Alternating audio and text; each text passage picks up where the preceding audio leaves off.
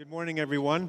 The session I'll be touching on today is testing protocols, and we've been working hard. Sport Canada has basically mandated us to test and track our athletes, and so we've been doing that for the last couple of years. We've been doing some physical testing with the Canadian Sports Institute, and so we have great baselines with those tests, but the technical piece is something that we've been working on now for 2 years, and it is evolving, but we're starting to get some data on our athletes, and it's something that we want to continue. We're hoping to get some testing done on the tactical part, the mental part, life skills, and so on to help track our athletes and get on track with the podium pathway with that. One of the things which is a good thing for us, for our athletes, is that we're able to give feedback to the coaches with this data that we're collecting. It helps us with the gap analysis for our athletes. It helps track our athletes on a continuous basis. So we're going to get into our technical/accuracy piece today on court. We have 4 athletes that are going to help me today, 2 boys, 2 girls. We have 4 tests that we're going to be doing, and I'll be going over those tests, and we're going to get a boy and a girl to do each one of the 4 tests. So on that note, Brian, Stanley, Catherine, and Wendy, if you want to come out. So yes, they kindly not volunteered to come this morning, but I thank them for that. They've had a very good World Junior Championships. They're part of the national junior team, so I'm thrilled that you're able to see our best here as well today in this setting. So I think it's Brian and Catherine that's doing the lifts first. Okay, so how we're going to set up this is, as far as the accuracy piece goes, you'll see some lines taped on the courts, and this is the areas of the court that they're going to be hitting into. So the first one we're going to be doing is lifts, and this is the area that we're focused on for the lifts as far as the accuracy piece. We have a 2-point area and we have a 1-point area. This is the golden spot back here, basically 30 centimeters from the back line and 50 centimeters out. And then we have 2 spots that we give so-called part value for. So we're going to give a 1-point value for these 2 spots, and the same thing on the other side. So we'll be doing lifts forehand and lifts backhand, and there's going to be 20 shots done, 10 on each side. And so that's the accuracy piece for the lifts. As far as also grading, and this is what gets very interesting for us and also challenging sometimes for us, is having that consistency. The accuracy piece is very straightforward. It's in or it's out. The values are there. But we also want to give a value for the technique part. And so we have 4 areas that we look at, and that'll be for all the different tests. It's the movement to the shuttle, the preparation, the actual contact, and then the follow-through afterwards. So we rank those out of 10 for each of those for a total score of a possible 40, and where there's different things that we're looking for. For instance, movement to the shuttle, which foot moves first, are they here on the racket foot? How high are they getting ready to contact the shuttle? Those types of areas that we have. And by the way, I do have this information on a PowerPoint that I'm going to be sending to BWF. So if you would like that, it'll probably will be online with the presentation as well. So you can have all the data on the testing themselves, the numbers, and then also the pieces that we're looking for in rating or scoring their technique as well. So let's start with, say, Catherine on that side. And on the lifts part, I'm going to be on the other side. On the lifts part, basically, the shuttle will be tossed about this high from the net and coming down to about this spot, this area. And the athletes, I normally give them 2 practice on each side, and then again, a total of 20 shuttles, 10 on one side, 10 on the other side. And we'll have 2 people doing it, 1 boy, 1 girl, so that you get a good idea about that. And again, of course, if you do not remember all the pieces, it will be online as well. So I need 1 person feeding, and what helps this go through in a group setting as well is we'll have spotters, 1 on one side, 1 on the other side. So we'll start off with the 2 practice on each. And for Catherine, it isn't a sprint. Basically, she's going to come in, she's going to do her lift, she's going to come back to the middle, and then the next one, and then come back to the middle. Okay? Okay, the 4 practice.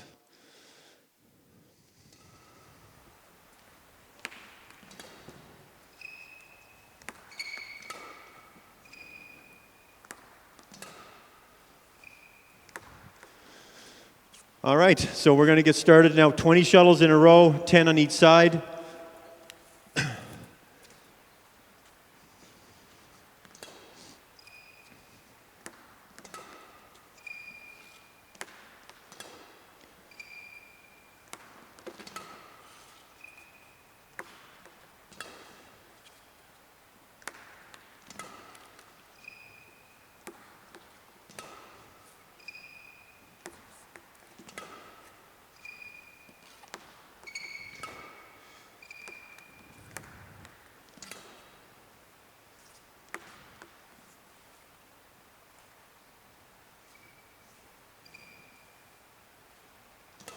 And what we're looking for, of course, like I was saying, first of all, the preparation, movement to the shuttle, and then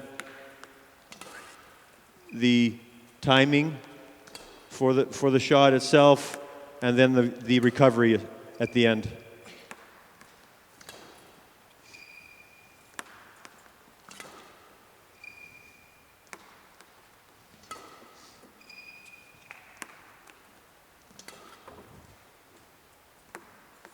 Okay, so now we're going to gather them up, and I think, Brian, you're up next on this one.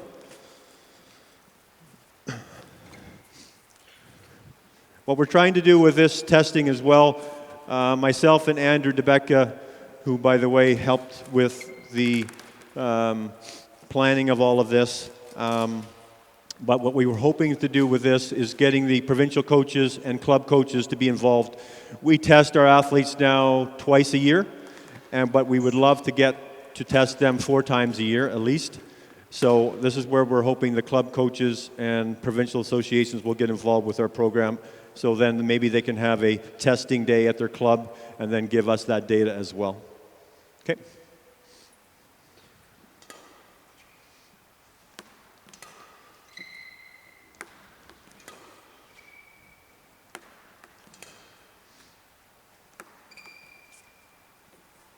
Okay. Part of this as well, with your testing, is some of the warm-up.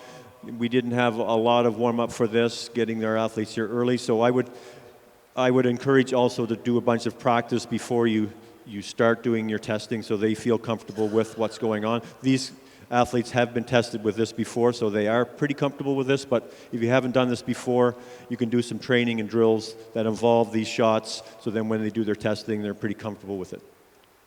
Go ahead.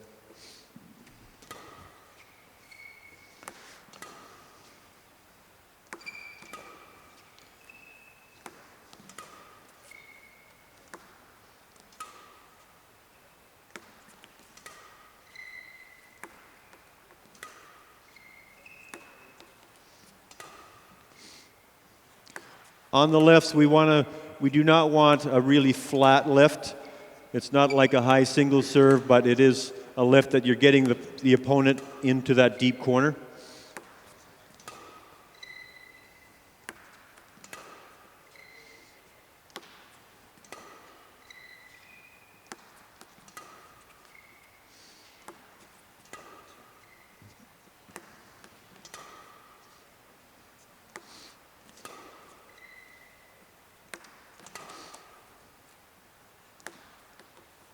Okay, so that is our first test that we're going to do. Now we're going to move on to drops. So we're going to switch players for this one. We're going to have Wendy and Stanley doing this one. Catherine, you want to feed for this one? So for this one, the player will be in the middle of the court. I'll get Wendy back there. And we're going to, not a long high single serve, but it's a shot that also the player has to go in the back corner.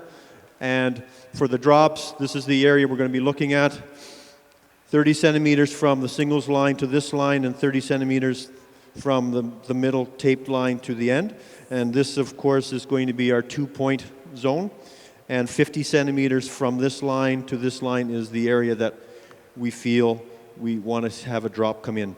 So you'll see a bunch of athletes still hit it back here, but we feel if we can incorporate that slow drop in with this area, or a fast drop in this area is the optimum spot to hit. Okay, couple of four practice.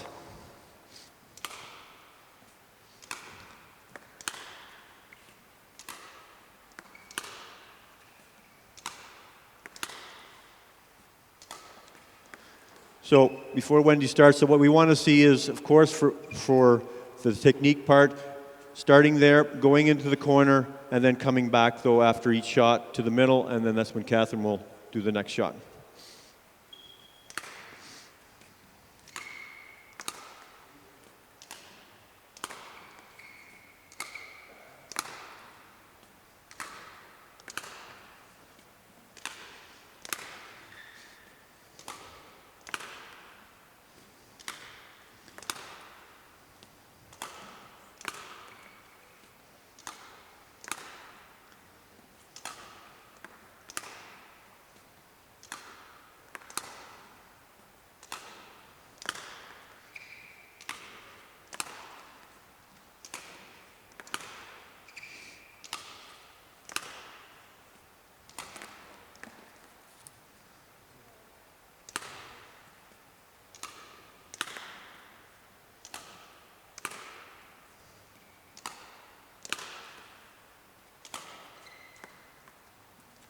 Okay, and Stanley, you're up.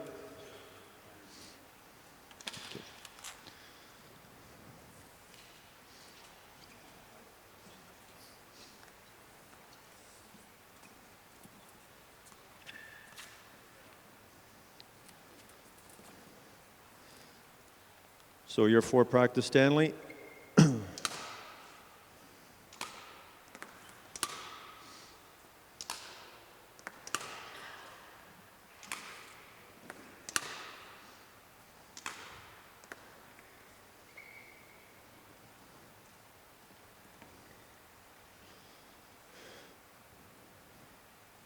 All set? Okay.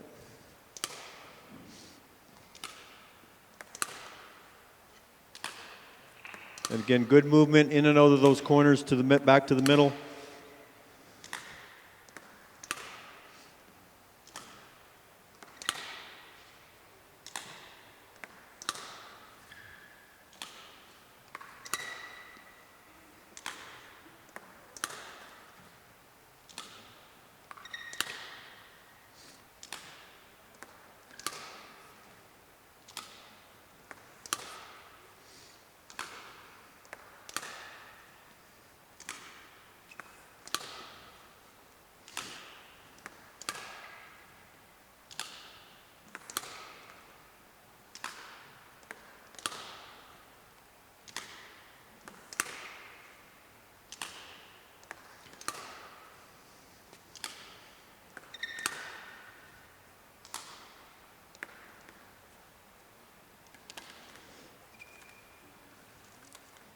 Okay, the next one we're going to be doing are clears, and we're back in the, of course, the backcourt area with the same parameters as the lifts. This being 2 points, and these two spots being 1 point.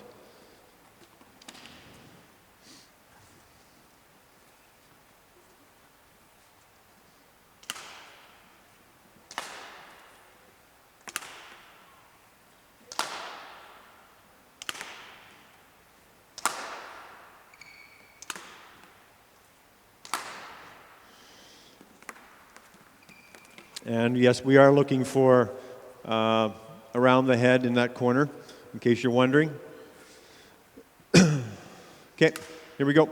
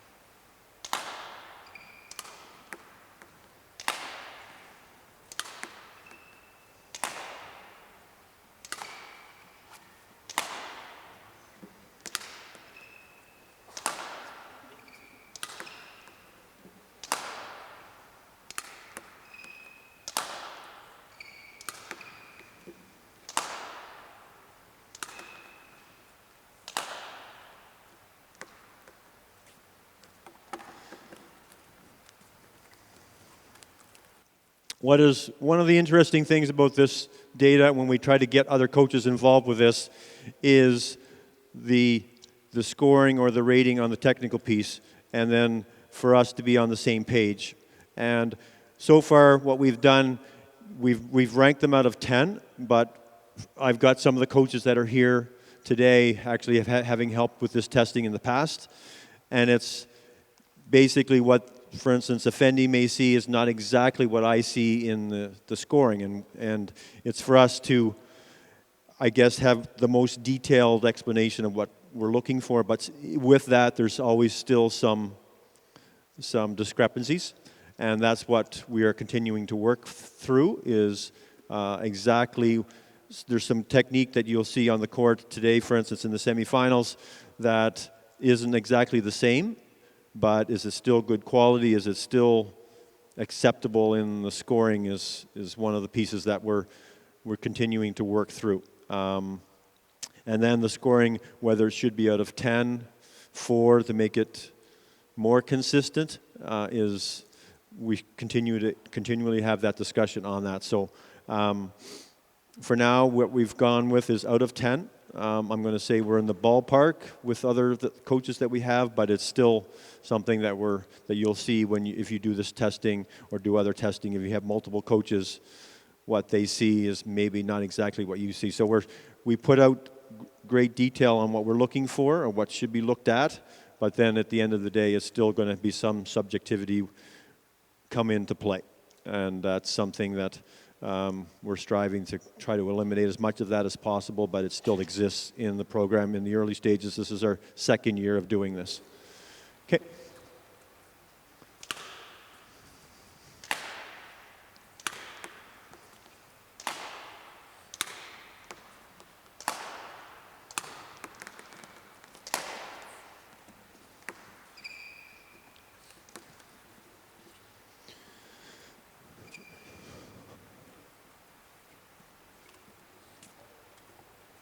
Okay.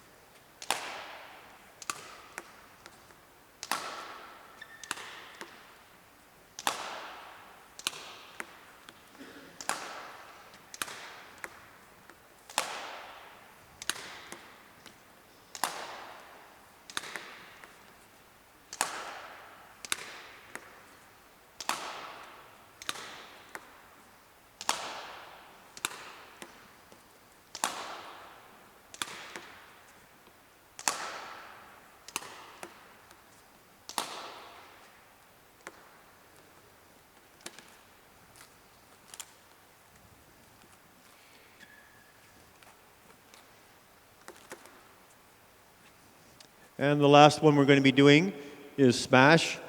And the parameters for that one, we say at least 80% effort in your smash. So some of the athletes in the early stages of this would basically take a lot off their smash to make sure it went in, and that's not what this is about. This is about full smash and looking at the technique and giving feedback back to the coaches and the players about that. And at full smash, let's see how the accuracy goes. Okay.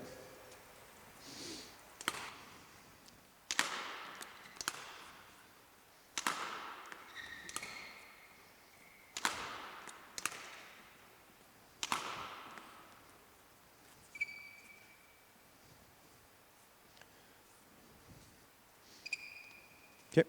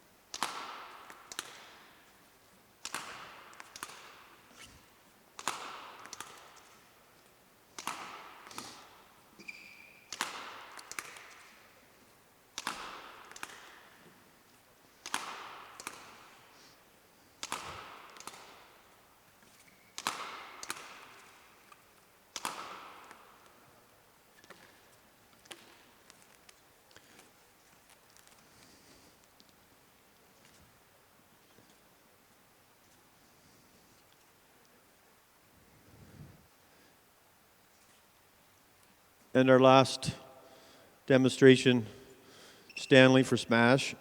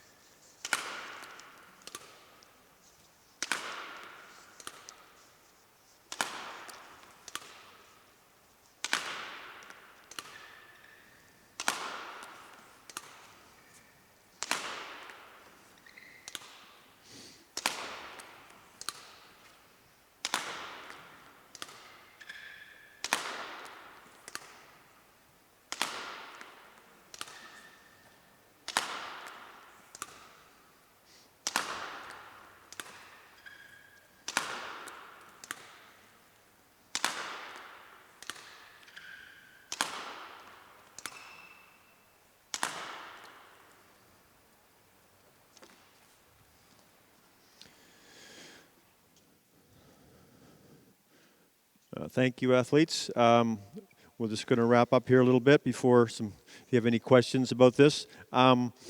So we do these things twice a year, and then what we do with the data. So we do have a data tracking system, an information system that we put everything into. So we have a great bank of an area to store that information. What information we give to the athletes, we give their scores, we give best scores, we give average scores, so they have some comparisons for themselves. The information also gets passed on to coaches, and I think that's one of the biggest pieces is to make that connection between the coaches. We don't work with these athletes on a daily basis. They have their personal coaches. So myself and Andrew, as national coaches, we go around as much as we can to the clubs, but at the end of the day, it's the personal coaches that work with them on the daily basis. So we get that information to them. We give them feedback on what we see in the different testings, whether it's so far physical testing and the technical testing. So they get that information, and that's going to help them set up training to help the gaps that we have identified based on some of the testing results that we see. It is, like I said at the beginning of this lecture, Sport Canada does mandate this, and they are pleased in the direction that we're going, but they want more and more data. They want more and more tracking of the athletes. So it is something that is going to happen for us. It's just what we want to keep expanding on what we're doing, and plus expanding on the different areas. Tactical testing is another area that we want to get into next, and we'll always keep evolving our tests. We keep changing based on the feedback that we get. We keep tweaking things, but we're going to keep going with what we've been doing so far, and we're pretty happy with the results and the feedback that we've been given on this. Any questions on what you've seen today? I will be, again, giving it to BWF, Rodrigo, and so you can get all of this online.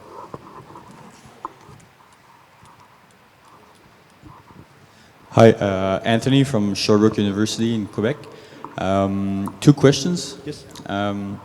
What are your standards regarding the results? Well, that's an interesting one, and that's actually one of the pieces. For the physical testing, we do have many baselines to go from for that. There's many top athletes, Olympians, that have been tested for the physical piece. As far as this goes, yes, we have our national senior team doing this as well, so that's a great comparison for the junior athletes and the younger ones. The clubs, that would be great information for them as well to say, okay, you know what, the national senior team, this is their standard. The national junior team, this is their standard. Now, what comparisons do we have to make above that is something that we're working on, and actually this is one of the reasons why I was so excited to do this session, is to possibly get some feedback and connections with other countries and see what they're doing. So we do have our standards based on our best athletes, senior and junior, and we've been doing this now for 2 years only. This is actually a year and a half for the senior team, 2 years for the junior team. So making comparisons right now for the younger, weaker ones in our program. We do have some standards to compare, but as far as the senior team, that's what we're in the process of doing. Whether we're starting to look at video of some of the best athletes in the world and see online what they're doing, but we're making connections as we speak from other countries to say, okay, you're doing this, and trying to get information and communication with them. Good, thank you. Next question. You said that you were also evaluating the preparation and movement and technique. Yes. What is the feedback you give and the criteria you watch? Yeah, so for each of those, we do have 4 different areas that we look at that we score. And that, again, movement to the shuttle, the preparation just before contact, and then contact, follow through, and recovery. So we have the 4 areas that we look at.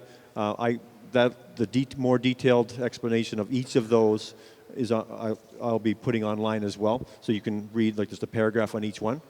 But then you can, like I said already, there's going to be some subjectivity with, even though, okay, here's all these things, but you and I are looking at it, and you may rank that one as a 7 for this, and I may rank it as an 8, and then it's just maybe you're looking at something slightly different than me, and some of the footwork may be slightly different, and you'll see out there as well, some of the footwork is slightly different, some of the technique is slightly different, but are both wrong, both right.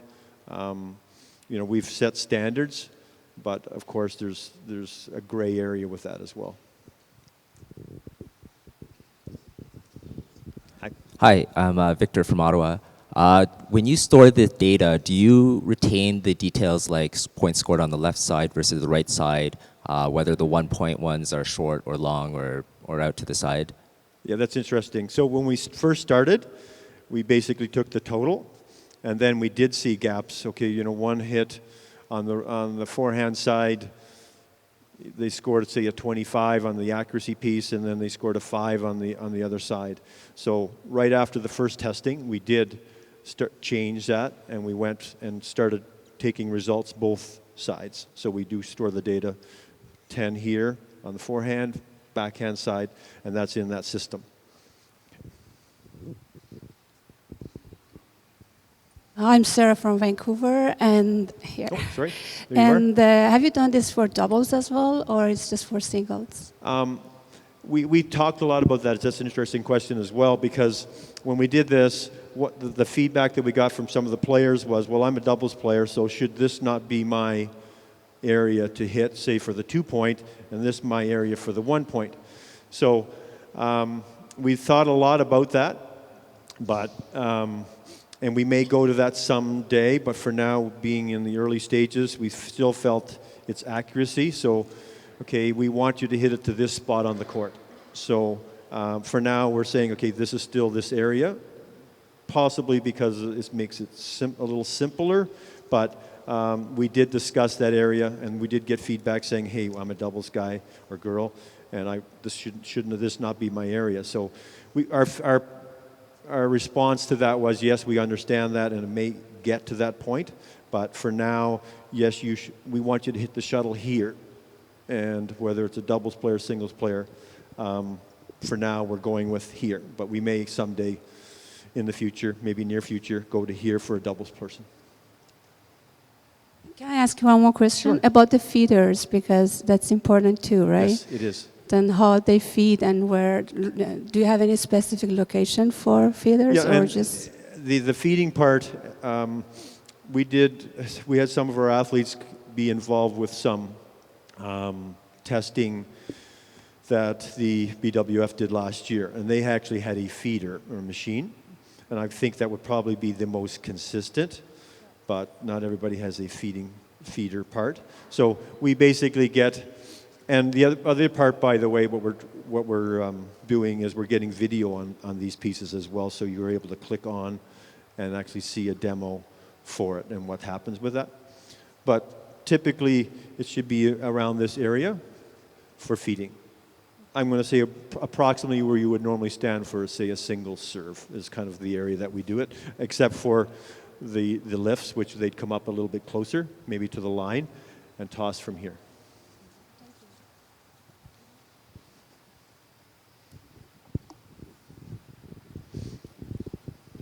Do you have any correlation data between this testing and game situation? Because game situation is under pressure, it's totally different. I understand that. We're also going to be moving the pace of the testing up a little bit, but we still want to break down the technique. And part of our next steps are to look at video. And I understand that it's game situation is different. I get that. But we also want to, the number one thing is about the technique, I believe. So we want to break that down. So if it's a slower pace, we're able to analyze that a little bit better. Are you not able to correlate this against them clearing or smashing in a game situation? You know, if it's in or out and if they hit the spot or not. Are you not able to correlate numbers? We're presently looking at video as well to see, making some comparisons, and that's going to be some of our data to be able to compare what we're doing and the results that we have with our athletes versus video analysis, which would be game situation. So that's. Thank you.